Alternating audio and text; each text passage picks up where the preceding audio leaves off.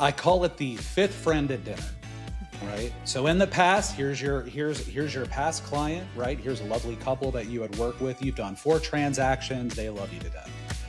And they're going to go to dinner with another couple and they're going to recommend you. Oh my gosh, Amy was amazing. All these transactions we've done, you should use her. And the couple's sitting there, they're smiling, thank you so much. And then they leave. And one of them is talking to ChatGPT all day long. Right. Part therapist, part friend. And they say, well, for this area, who's the best agent? Who should I be using? And then it's going to recommend certain agents. Some should be on there, some should not. Many should not. And this is part of what we're talking about here. But if you're not on the list, are they less likely to actually use you, or are they more likely to potentially use somebody from that list? And so this is what we have seen across the board.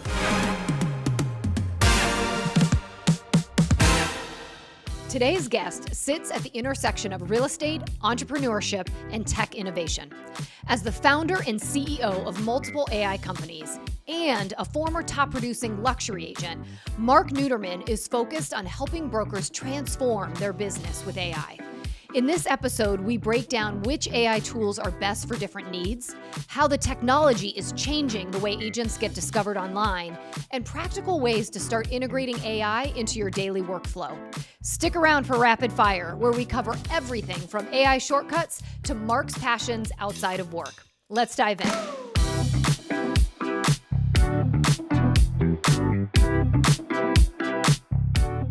Mark, I am so excited to have you on Corr Values. You have done so much just in a short period of time, to impact, I know, all of our at Properties Christie's agents. So I'm excited for the opportunity to be able to dive in a little deeper with you and get to know you a little bit more. So you game? Thank you so much for having me, Amy. Absolutely game. Okay, Let's good. So as I said, a lot of our agents recognize you from the AI training that you have been doing with our amazing Paul Blackburn, EVP of Culture and Agent Development. And I know just so you know, hopefully you know this, but we've just gotten some great feedback. In the world where everyone is trying to figure out AI, the fact that you can try and help sort of normalize it, break it down a little bit for them has been just really powerful. So we just want to say thank you for that. Thank you. And thank you for the opportunity, because it's always good to take something that scares folks and kind of break it down into bite-sized chunks, because it doesn't need to be so scary. Yeah. We're all going to get there. We're going to win this thing. Yes. I love it. We're going to win this thing, Mark. Yes. There it is. But I want to dig a little bit into your background before you got into AI, because you were a top producing luxury agent and you've been in the industry for, I think, just a little over 2 decades. So tell us a little bit, how did you get into real estate? And what eventually led you into this very interesting AI space? All right. So a little bit of a weird story. We like weird. It's all good. Yeah, perfect. I was 17 and I was going to Embry-Riddle Aeronautical University to become a pilot. So I got licensed and trained as a pilot, but I read a book called Rich Dad, Poor Dad by Robert Yes, Kiyosaki. It's such a good one, right? I love that. Such a good book. Yes. Now, my father was a police captain from Atlantic City, so financial literacy was not part of, speak at home. And so I read this book and I thought to myself, wait a minute, I could be a pilot or I could jump into real estate. And this is 2002, 2003, right? So things were booming at that point. And a friend of mine, his stepfather was a big developer. And so I started going with him, learning about properties. And then as soon as I turned 18, I got my real estate license. And things just took off from there. I started, whether it was residential, commercial investment, development. By the time I was 20, I had a portfolio of 10 properties and a development company.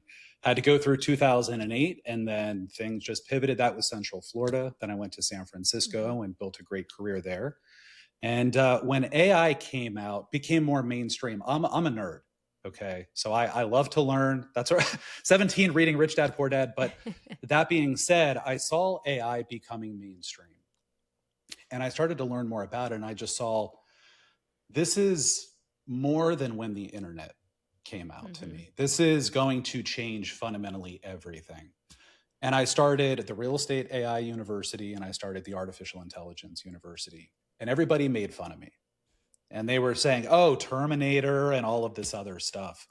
But that was it, because just staying on top of it, seeing how it's evolved and will continue to evolve, is how we got to where we're at right now when I launched AI Search Mhm. Masters about a year ago. So it's And been a how, lot, but it's been fun. what was the length of that journey? Like, when was it that you kind of, like, what year was it? I'm just curious, where you thought, this is going to be something. And I'm kind of curious, and I kind of want to dive in and be more on the front end of this.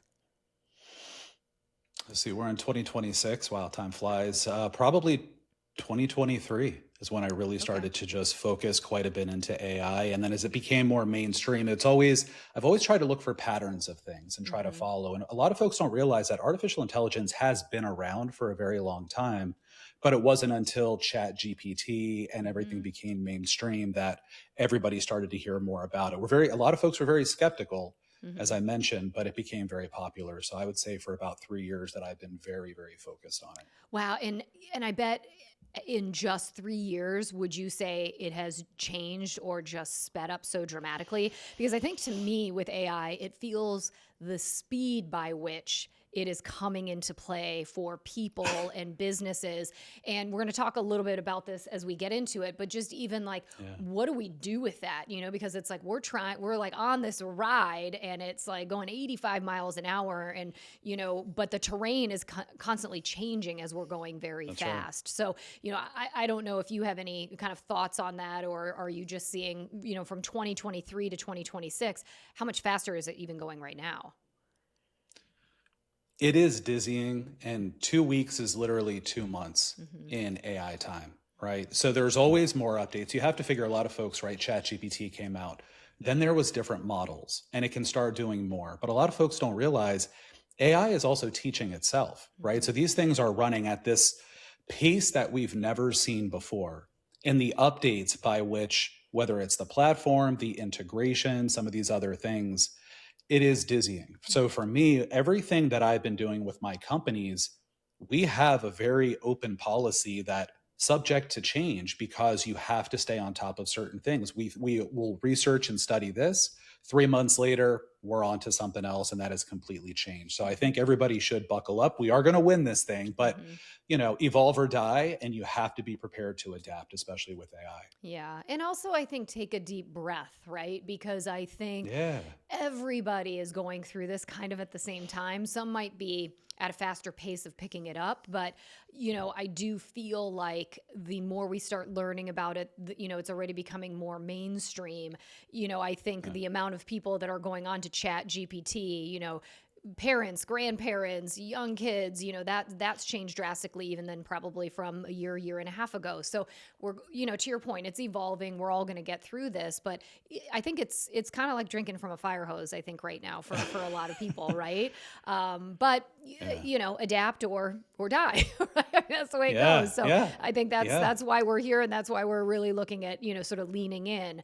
And yeah. this isn't the first time, I think, that our industry has seen change, I think, over the last few years. But I even think, looking at, a lot of the portal talk that's going on right now, but just portals in Yeah. general changed the way that we did business. When I got into real estate, sounds like very similar to when you got in. I mean, I had to find properties, and I was typing in a DOS prompt. Like, there was no web application to find listings. And, that was in 2001. So fast forward, portals really, changed the way that we were doing business. We've seen social media play such a big impact on, how we're exposing properties, how we're building our brands. And, now it's AI. It's this whole talk of making sure that when people Google you, your profile is AI ready. So, from your perspective, how transformative is AI for our business? And, you know, is this different from the portals and from social media? I mean, what is your take on how it's going to impact, I think, maybe the business overall, but as we're talking to agents who are listening out there right now, how is it going to impact, what they're doing? Sure. And great question. So I'm going to break it down, actually, because I think this is where it's tough to imagine when you think about AOL with Hmm. dial up, right? And somebody in the home picked up the phone, and who picked up the phone? It cuts off the connection, Yeah. right? Now we're Yeah. FaceTiming with our cell phones. So and it's hard to think about what it could or will look like, Hmm. right? When it comes to the real estate industry, there's a few things that I always just try to share with folks. when it comes to the portals and the searching and everything else, you start to see these integrations of these platforms and the way people are starting to search. So for instance, when I'm talking about AI visibility, a lot of folks think ChatGPT, Claud, Perplexity, and then you have folks that say, well, that doesn't matter because my folks are on Google. Mm-hmm. And I say, but Google AI Overview, Gemini, it's there too, right?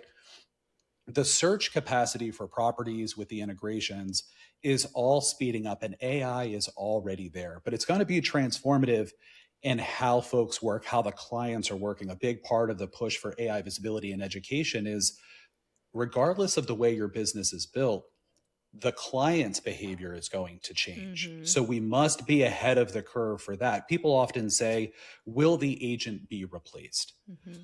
I firmly and truly believe the human element is key. Mm-hmm. And most clients, we saw how the iBuyer thing worked out, right? That didn't go very well. So humans want to connect with other humans.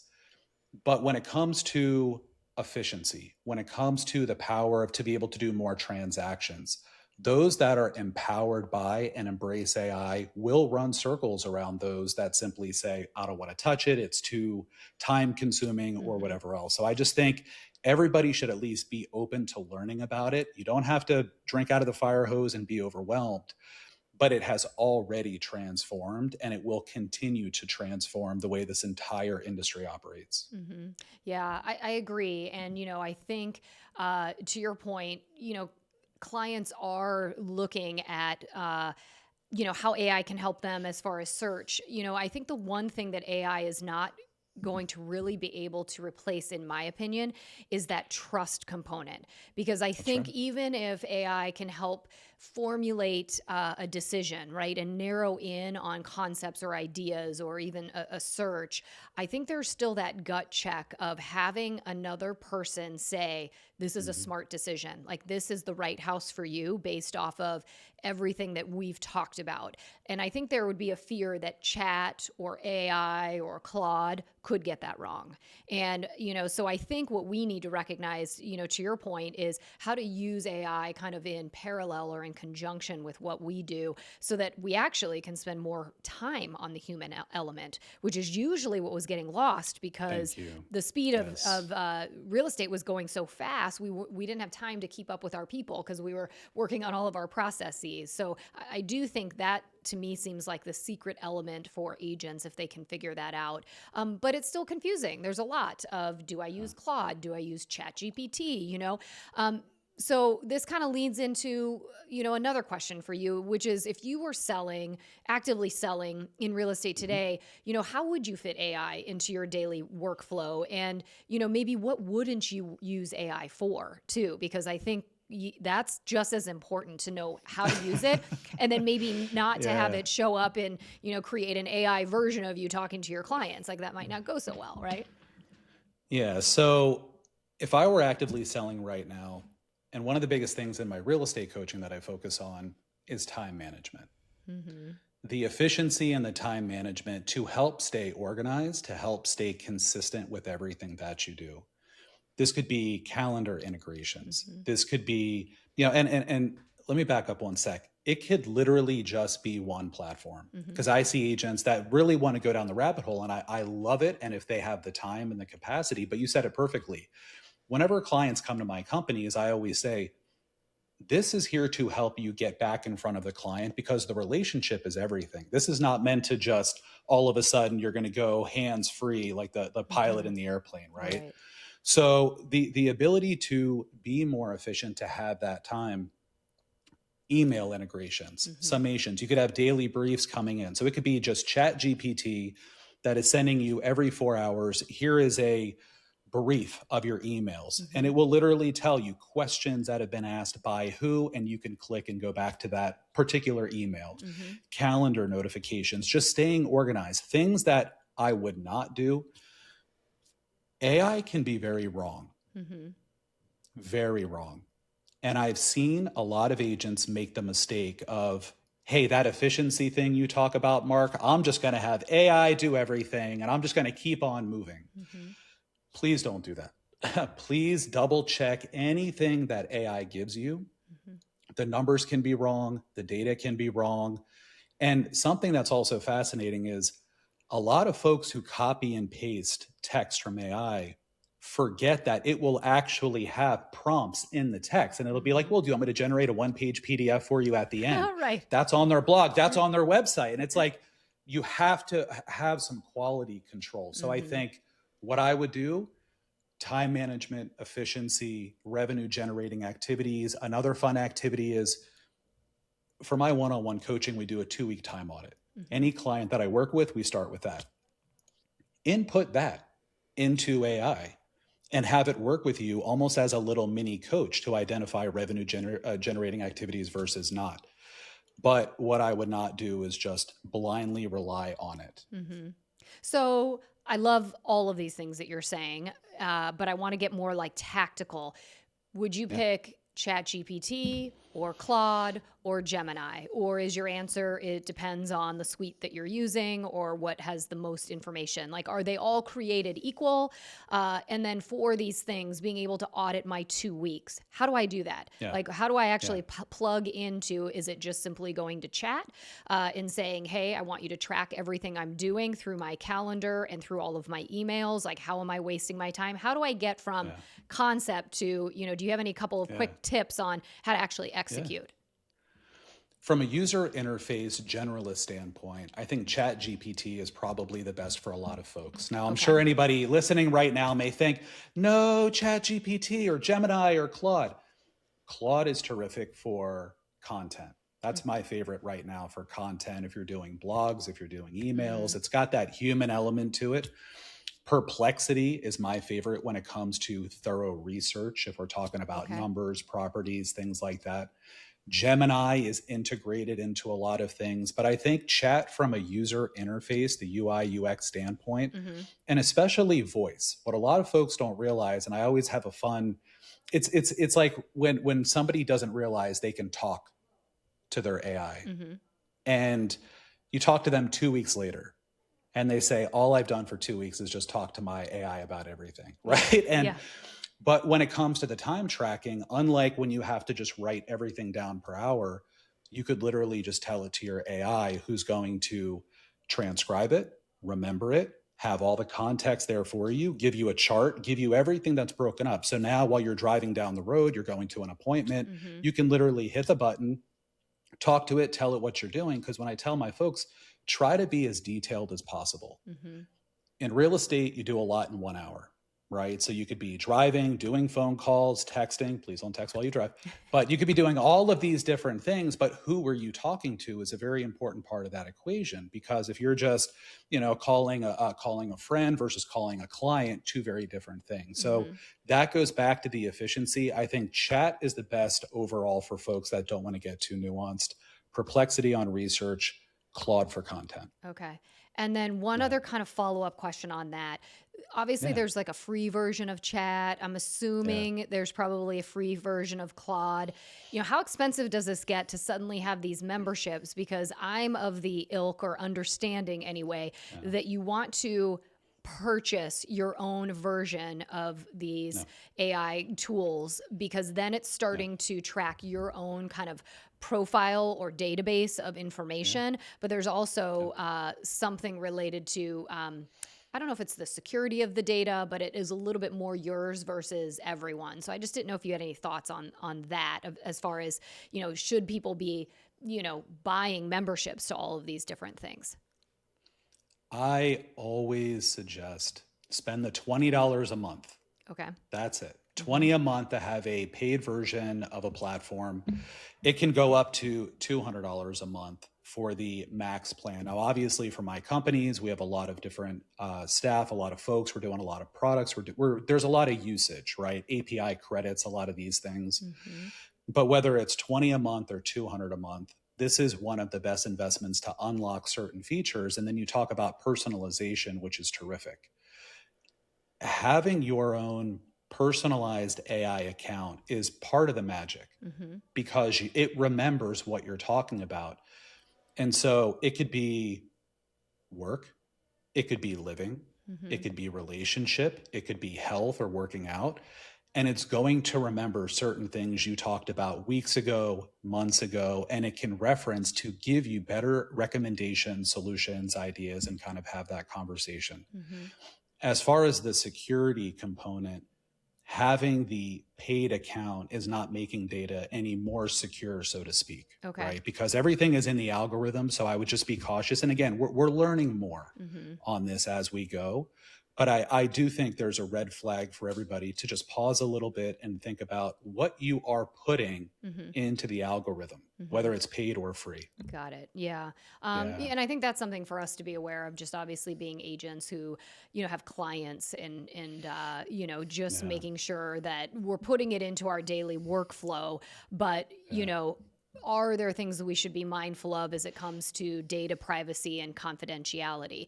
I agree with you. I think, this is evolving at such a fast pace.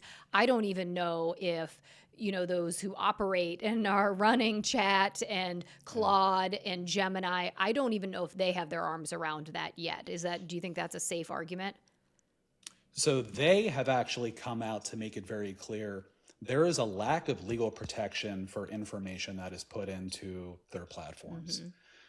And I always start with this: common sense, right? So for agents, if you think about what am I putting in there, if it's going to be you're running comps, right? You're trying to figure out some different numbers, you're doing some emails, things like that. You have integrations already built in. So it's going to see certain things. But please don't upload passwords. No financial data from the clients, no proof of funds, no mortgage statements.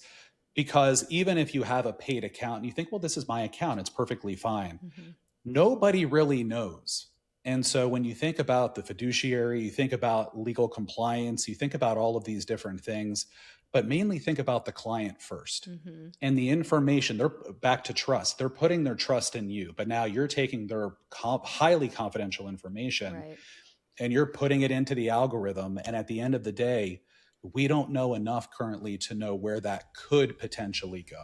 Yeah, right? yeah. I agree with you, because I have heard just scenarios where, we're in a very competitive market space right now where there's, properties that are getting 10 offers at a time. So, I've heard agents say, I've taken all of those offers and kind of uploaded them into Chat to kind of come back and sort of give us, what are probably the, top 1 to 2 offers based off of all of the input. And I wouldn't say my thought is, you should still do that. But to your point, I think stripping down anything that would have names of the people submitting the offer, maybe even the property address, right? So just being as mindful as we can be that, putting data into the machine or into AI, to your point, you don't know how they're going to repurpose it. God forbid somebody's searching even accidentally about, properties that have competitive offers in, an area, Winnetka, Lake Forest, Chicago, and suddenly some of your data is kind of accidentally repurposing. So I think that is the hard thing. I think for some of us, we're just working so hard on even learning how to use the tool and how to use it to our benefit, right? It's like of thinking through the ramifications of our actions, isn't always top of mind, I would say. So I think that is one of the things that I'm starting to recognize is just real mindfulness on what we're putting in. And to your point, even if we have a paid version of it, that doesn't, say that the information or the data is completely secure. No, not at all. And I would at least redact certain bits to your point, right? So if it's going to be the names or even the property address, you can do a lot, or you could even just tell it verbally or even write down certain terms and other things that are there to compare. So there are ways, first off, for everybody, it's never a bad idea to slow down. Never a bad idea. I have seen a number of situations where, let's just say folks have business ideas. And AI can do a wonderful job of giving you strategy and platforms and systems, and it's game changing. But then I've also heard a lot of folks with competing businesses that pop up, and the conversations had, where did you get the idea? Well, AI gave it to me. So somebody had this revolutionary, groundbreaking idea, and then AI. So you never really know, even if it's not giving the detail, what is what summary is being put out potentially to somebody who asks a similar type of question of, I want to have passive income. I want to have a side hustle. What is it? And it's like, oh, I've got this great idea because somebody else just gave them the idea. Yeah. Yeah. I Right. mean, there's a part of me that feels like we're going to see complication before we see clarity, because I think Oh, we're yeah. starting to get to this point where so many people are kind of engaged in figuring this out that I just feel like there's going to be a little bit of this bottleneck. I think we'll get out of it, but, before I think we start seeing some of that clarity. So, I guess, for everybody who's, hearing this, I think it is, to your point, maybe slowing down, making sure how we're using it right now, that we're a little bit intentional about the data we're putting in, mostly from, protecting themselves and protecting, clients and client information. To me, that's kind of the biggest thing right now that we're looking at. 100%. Yeah. 100%. Yeah. Yeah. I know that in some of the trainings that you have done for our agents, which have been extremely well received, we've talked a lot about this idea of, starting to reinvent people finding you and finding information about you, right? And you've said that AI systems don't clearly understand who you are and what you do necessarily. And so they won't necessarily recommend you. And if you're not recommended, then you're kind of invisible, right? So I guess where I'm going is, back in the day, what would we do if somebody made a recommendation of, hey, you should work with Susie? We always say, you better make sure that you've got some reviews because they're going to go ahead and Google you, right? But now I do think that AI kind of takes that a little bit further, so what does this mean for the average agent as they're trying to grow their business? And, especially because some agents say, well, I work so much by referral. So, my social profile or how I'm seen online isn't as important. I'm curious of your take on it. What should agents be thinking right now in the new world of search, in the new world of, even if they get recommended, are most people still saying, I'm still going to check and see what I can find out about them online? And if so, then what should agents be thinking about doing to put their best face or foot forward? Yeah, great question. And I think those who have the repeat referral business should probably pay attention the most to what I'm about to say. Okay. I call it the fifth friend at dinner. Okay. Right. So in the past, here's your past client, right? Here's a lovely couple that you had worked with. You've done 4 transactions. They love you to death. And they're going to go to dinner with another couple and they're going to recommend you. Oh my gosh, Amy was amazing. All these transactions we've done, you should use her. And the couple sitting there, they're smiling, thank you so much. And then they leave. And one of them is talking to ChatGPT all day long. Right. It's part therapist, part friend. And they say, well, for this area, who's the best agent? Who should I be using? And then it's going to recommend certain agents. Some should be on there, some should not. Many should not. And this is part of what we're talking about here. But if you're not on the list, are they less likely to actually use you, or are they more likely to potentially use somebody from that list? And so this is what we have seen across the board. When you look at AI visibility, in a nutshell, AI is looking to recommend an expert. The hyperlocal authority, the specialist in a certain niche, whatever that is. But we've all heard about AI being wrong, which I even talked about, always double check. Well, the engineers have trained the algorithms with AI. The best way to not be wrong is, if you're not sure and you see any inconsistencies in the information, recommend somebody else. So we had SEO days where you were paying for the links on Google. Everybody's trying to get to that first page, or you buy the sponsored ads. It has now changed where your online profile, this is your digital footprint, we say, needs to be consistent across the board. Same brokerage, NAP consistency, your name, your address, your phone, the email, all of that matters. But also your website matters, because AI has seen all of the information available to it. It is now looking for human content from an expert. In real estate, you're the expert, you're the authority, you are the credible entity that it's looking for. So it's looking for blogs and FAQs about areas or specialties or certain things. So now more than ever, looking at your AI visibility footprint is a critical piece of the equation moving forward for that fifth friend, or just a lot of folks who, whether it's the referral or not, they're going to double check, they're going to verify who's going to be the best. Even in this area, I'm a first-time home buyer. I want to put down $50,000 in this little neighborhood. Who should I use? Mm-hmm. And it's going to start giving a lot of different names. Okay.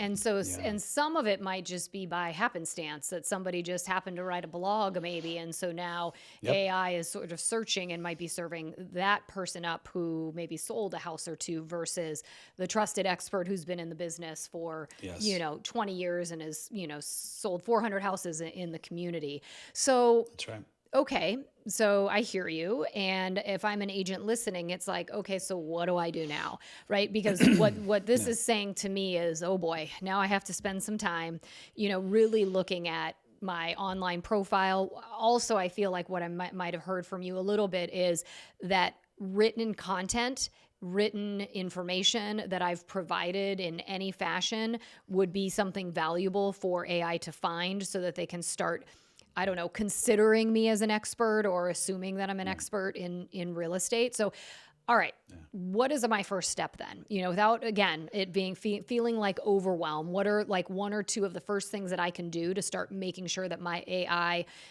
footprint is appropriate or I'm going to be able to compete compared to others who are trying to do the same thing? Sure. Simple math. 70% you need a website. Okay. 30% your digital footprint. And when I say that, if you are a solo agent or a team, you need a Google business profile. Okay. So out of the gate, you need a website and you need Google business profile. One of the easiest steps that agents can take, Google yourself. Okay. And see how you come up on realtor.com, homes.com, Yelp, all of these. Make sure your name, your title, your phone number, your address, and your email are the same. Okay. So consistency across all different sort of platforms that would have my information. Correct. Okay. I call it the spider web, and this is what AI is looking for. So it's looking for a credible entity. Those profiles, that spider web, is what AI sees to make you credible. And the Google business profile, it is location based. That right there, the more activity it has, but all the sections have to be completed as well. Okay. Right? So this is where having your address, one pro tip, agents, you're not open 24 hours. I know we've all done showings at some point at 2:00 in the morning, but you want to have it fully completed. When it comes to the written content, AI, LLM, large language model, text in, text out, right? It's not going to sit there in the 4 seconds that it has with the AI crawlers to watch a video. It's looking for the text. And it's also looking for human content. A lot of agents think, well, I'm just going to generate blog content. Remember, I mentioned Claud is my favorite for this. Yeah. Rule of thumb, you must humanize 25% of the content, right? So keep the keywords, keep the market data, but you must humanize so AI is going to recognize you are adding value. Basically, you're feeding the algorithm, which is what it's looking for. So question, testimonials, which is something a lot of agents over the years, that's what we've told people is, get those testimonials, get them posted on Zillow, onto our website. Is that considered content that they would look at and evaluate, or AI would look at if it says like, Amy was amazing at helping us find our first home, she was trustworthy, dedicated, and there's 10 more that have kind of like-minded feedback about me. Would that be curated into something that AI would use to evaluate my expertise? Amy, I told you I was a nerd, so let's have some fun here. Okay, so yes. Okay. Reviews are a critical piece of this. My company suggests to our clients, have the reviews now go to the Google business profile because it's providing velocity and activity. This is very helpful. Okay. Gemini is the only platform that can read these reviews, right? Chat can't see those because of the UI involved. I don't want to go too down the rabbit hole. Because it's related to Gemini and Google together. Got it. Correct. Okay. Correct. So you would want to take the reviews and put those on your website. Have it, whether it's going to be manually put over or have it automatically hooked up with some plugin. Okay. Because this way the readability is there. But the testimonials are a huge piece. If you're searching and bringing up agents, these recommendations, it will often tell you 238 reviews, right? And it may pull from different sources. It's great to have them on Zillow. It's great to have them on Yelp. It's great to have testimonials at all. Okay. But for the velocity and activity component right now, and again, this is subject to change, like we talked about in the beginning, 3-6 months from now, this may change. But having them go to that Google business profile is huge signaling for AI. Okay. And I would say most agents, and one other thing, you talked about having a website. So for all of our agents, they have sort of an infrastructure website through @properties. I know mine is amycorr.com, and it links to, the website that I have within @properties. It provides a lot of infrastructure. I can put testimonials in there. I can put my, my bio, my properties. Is that good enough? No. Okay. Why not?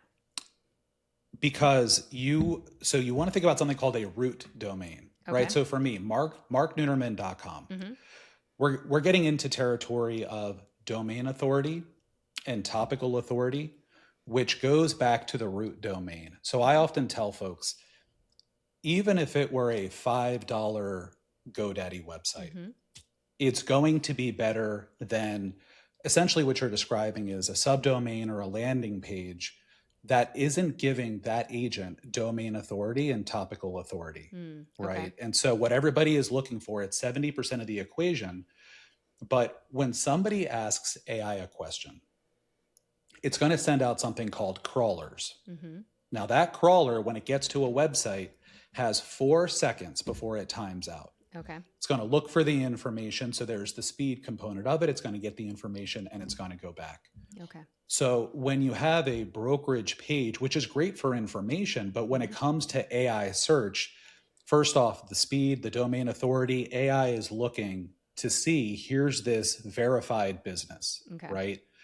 And 70% of that, as we have found out right now, and this is new information, right? This is in the last 12 months, because before it was a digital business card. And so most brokerages, we all thought, hey, this is just going to be, here's your information, which is great.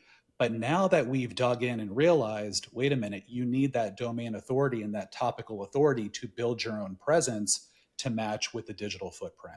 Okay. And so that's where I always tell folks, even though my company builds AI visibility websites for real estate and everything else, you don't have to work with us, but even a $5 GoDaddy site with your own domain with some blogs and FAQs is going to be better than nothing.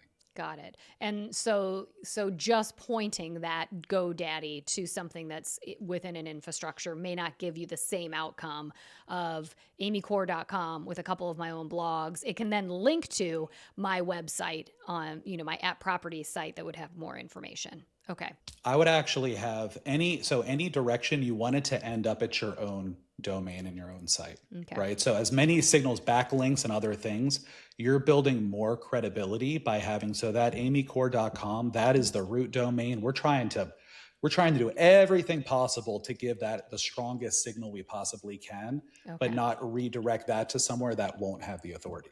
Got it. Okay. So my domain, my authority. So looking at that for an agent, but also I think really starting with the Google business page sounds like step one, making sure that that 100%. Is really well vetted out. And then also looking at getting those testimonials on there, making sure they're in other places. I think ultimately so that when there's a search engine looking, it's finding enough stuff to be able to recommend you. It's a lot. I mean, this is definitely a lot for agents to bite off, but it's reality, right? So, and that's part of this is it is growing, and I bet it's going to get easier the further we get into this. But what percentage of agents right now are even really tackling this? Because my guess is, they're all playing with ChatGPT, but not many are really looking at their profile online. What percentage would you say right now are kind of dialed into it? Maybe less than 10%. Okay, so we're good. So for us 90%, we're still figuring it out. We're not totally left behind. Well, there's a but, and there's a big but. And I always try to tell folks, and, big but, cheeky joke, but you have maybe 2 to 3 years. Okay. Because AEO, answer engine optimization, and then GEO, generative, This is replacing SEO. In fact, it already has, Okay. right? So when we do AEO and GEO optimizations, SEO is already built into that. Now you're getting into that next layer. In about 2 to 3 years, this is going to be very mainstream. Mm-hmm. Agents have such an incredible opportunity. When you said if I were actively selling, how would I use it? But the first thing I would do is focus on my presence, because once you're entrenched in certain prompts and AI visibility, it's going to be very hard to remove you. Okay. Right. So you want to either be recommended by name, because if somebody asked a question, a quantifiable metric, who had the most volume in this area, you could pull that number. But when you get into more of the subjective questions, who's the best, who's the top, why would I use them, their specialty, everything else, it's going to be a little bit different. When you start coming up with the blogs and the FAQs, when we work with our clients, we do content strategies. Maybe they're going to be more location-based. Maybe they're going to be more ideal client-based. And I say ideal as the key word here, because if you want to work with more luxury clients, your content should be addressing the prompts that they're going to be putting into AI. So you have that human expert content to meet them there. So it is urgent for agents to do this. A lot of folks said, wait a minute, you were talking with the Real Estate AI University about automations and systems, but now you seem to be so focused on AI visibility, which is more important. I said, it's really terrific. You can be efficient on the deal, but I'd rather you have the business to work with the efficiency and the automations.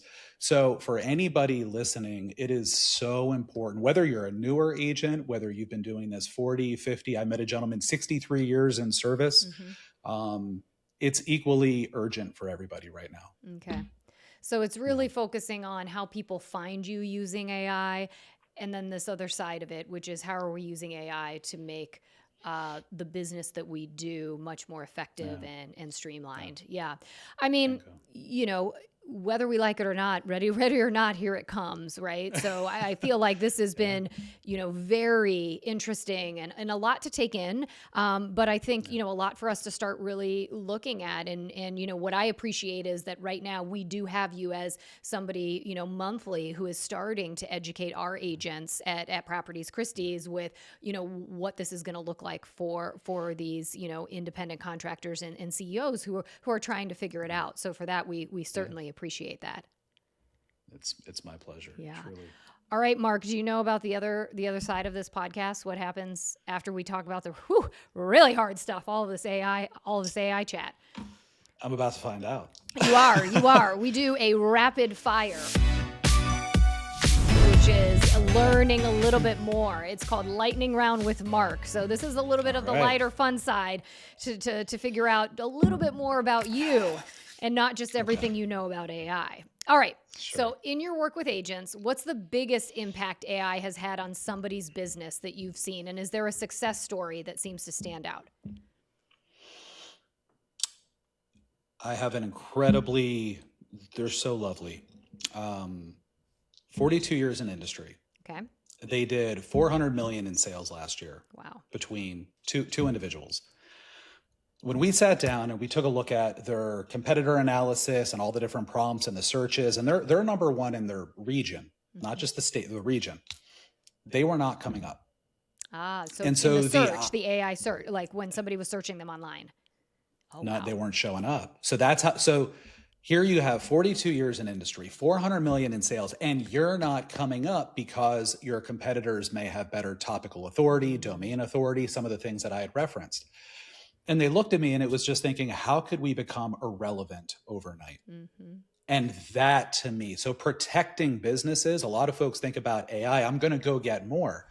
Future proofing your current success, for me, that's the biggest win, because 42 years, 400 million, we are not going to let you go quietly into the night where the phone, and they said 50% of their clients tell them, we've been looking at AI and we're, you know, doing our own little like Zestimate style with the pricing. So that to me is one that I hold very, very dear to my heart. Interesting perspective, I think, for everybody to think about. Wow, because 400 million and they don't really come up. That's pretty crazy. All right, I'm going to ask, what is your favorite AI shortcut or productivity hack? And this can be work or personal.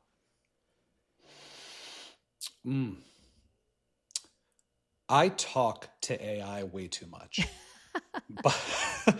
But I'm talking to AI while I'm typing, while I'm doing other things. But it becomes this really great advisor. Once it starts to understand whether it's companies, businesses. I've got 4 different companies. I coach AI, I coach real estate, everything together. And so the ability for me to have conversations where it can capture the entire picture is so different from I go to a spreadsheet and then I type, and then I go to this spreadsheet and I type. I love spreadsheets, by the way. That's my happy place. I'm a numbers guy. And so that being said, I think the ability to just have this like built-in sidekick number 2 has been huge. And every single agent, as I mentioned, talk to it, right? Even if you're afraid of it, hit the button, have a conversation, see how it goes. And it's going to give you a lot of great information. And have it ask you questions. That's the other key.